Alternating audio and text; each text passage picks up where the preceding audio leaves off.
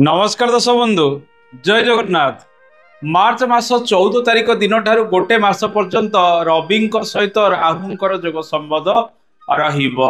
ए जोग फल रे किछि किछि राशि व्यक्ति माने सतर्क रहिबा आवश्यक। अन्य राशि रे शुभ फल गुड़िक मिल पारे। आमे जानिबा केउ केउ राशि व्यक्ति माने गोटे मास पर्यंत सतर्क रहिबे। रवि एवं राहुंकर जोग को आमे ग्रहण जोग कहि थाउ। जदि राहु बलवान होई रही थाए एवं रवि को राहु डोमिनेट करे ताहले आपणकर मन रे अनेक नेगेटिविटी आसीबार संभावना रही। आपण शॉर्ट टेम्पर बेले बेले होई परंती, इगो आसीबो, अहंकार बेले बेले बढ़ी पारे, पिता पुत्रंक मध्य रे बेले बेले मनमालिन उपजिबार संभावना मध्य ए जोग बढ़ाई थाए। मान सम्मान मध्य बेले बेले आपणकर हानि कराई थाए। एहा सहित आपणकर कॉन्फिडेंस लेवल मध्य बेले बेले कमी जाई थाए। आपणकर आत्मविश्वास बेले बेले कमी जाई थाए एवं ई जोग फल रे आपण बहुत परिश्रम करती सफलता पाइया पई कर्म क्षेत्र रे, किंतु कोठी ना कोठी पछरे रही जाई थांती। प्रमोशन रे बाधा प्रतिबंधक उपजी थाए। आपणकर स्वास्थ्य रे समस्या देखा जाई थाए, विशेष करी हृदरोग, आखि एवं मुंडरे समस्या देखा जिबार संभावना रही है। एमती अनेक समस्या सहित आपण जेते भल काम कले मध्य कोठी ना कोठी सम्मान आपणकर हानि होबार जोग थाए।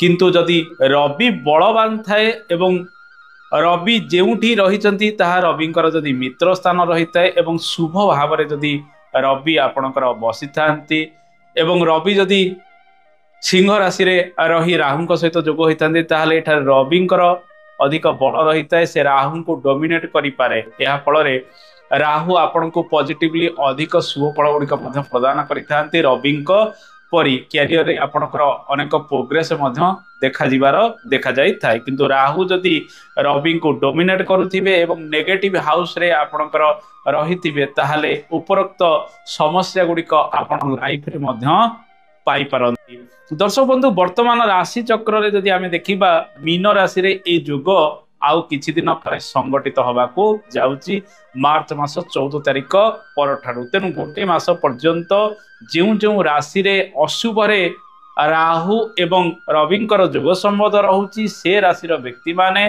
सतर्क रहिबा सहित उपाय गुड़िक करिवे। 12 गोटी राशि मानक मध्य 6 गोटी राशि रे समस्या रहिबो, आउ 6 गोटी राशि रे शुभ फल गुड़िक ए जोग प्रदान करि पारे।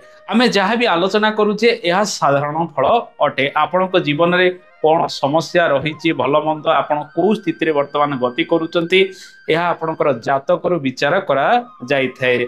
दशा अंतदशा सहित गोचर समस्त को मिसाई गोटे व्यक्तिर फलादेश करा जाई पारे, किंतु राशि फल होची साधारण फल। आसंतु जानिबा केउ केउ राशि रे समस्या रही आपण टिके सतर्क रहिबे। आ गोटी राशि जो 6 गोटी राशि रे राहु एवं रविंकर जोग खराब फल गुड़िक प्रदान करि पारे एवं पारिवारिक अशांति, पारिवारिक समस्या मध्य बढ़ाई पारे।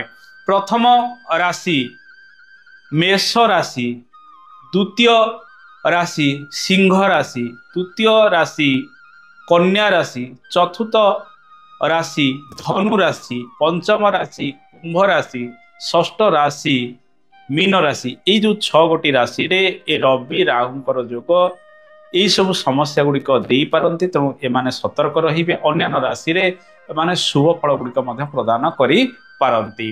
दर्शक बंधु, ये सब जोग संबंध यदि आपणकर जातक रही किंबा आपणकर राशि अनुसार एमती जोगरे अशुभ फल गुड़िक आपण पाइबाकू जाउचंती ताहाले आपण प्रत्येक दिन सूर्य पूजा करंतु, गो माता को खाइबाकू दियंतु, बुला कुकुर को खाइबाकू दियंतु, श्री हनुमान चालीसा प्रत्येक दिन आपण पाठ करंतु, सूर्य देवं को जल अर्घ्य दियंतु, देखिबे शुभ फल गुड़िक वृद्धि पाइब। या सहित प्रत्येक दिन विघ्ननाशक श्री गणेशंकर उपासना करंतु, जहाँ भी बाधा प्रतिबंधक आसीबो ताहा मध्य दूरीभूत होइजिबो।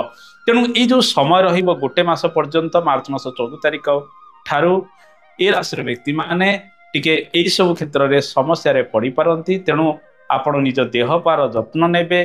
कैरियर रे टिके टेंशन पाई पारंती। कैरियर को नहीं बहुत परिश्रम आपणकर लागि रहिबो। कोठी का सहित मान सम्मान हानि हबार संभावना रही एवं वाद विवाद सामान्य उपजी पारे तेणु आपण को ये सब उपाय गुड़िक कर रही स्वास्थ्यर जत्न अधिक नेबे।